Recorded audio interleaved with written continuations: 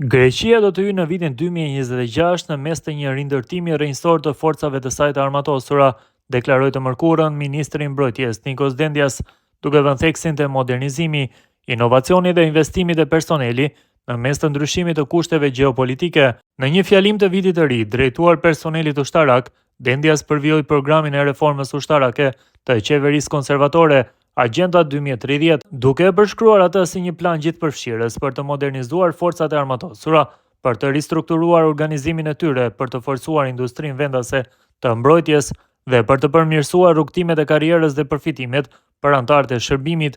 Ai quajti forcat e armatosura një shtyllë kyçe e stabilitetit në një rajon të karakterizuar nga pasiguria. Dendias tha se legjislacioni që tashmë po diskutohet në parlament do të udhëheqë kalimin drejt një epoke të re për ushtrinë greke, duke mbuluar karrierat, pagat, arsimin ushtarak, shërbimin e detyrueshëm dhe sistemimin e rezervistëve. Burimet njerëzore janë fuqia më e rëndësishme e forcave të armatosura.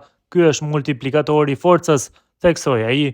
Dendias shtoi gjithashtu nismat për të mbështetur familjet ushtarake, duke përfshirë zgjerimin e strehimit, përmirësimin e kujdesit shëndetësor dhe programet e mbështetjes sociale, duke nënvizuar se mirëqenia familjare është thelbësore për misionin kushtetues të forcave të armatosura. Ai riafirmoi rolin e ushtrisë në mbrojtjen e sovranitetit të Greqisë dhe asistimin e shoqërisë gjatë emergjencave, duke vënë në dukje se si qeveria, ashtu edhe publiku e njohin dhe i besojnë misionit të forcave të armatosura.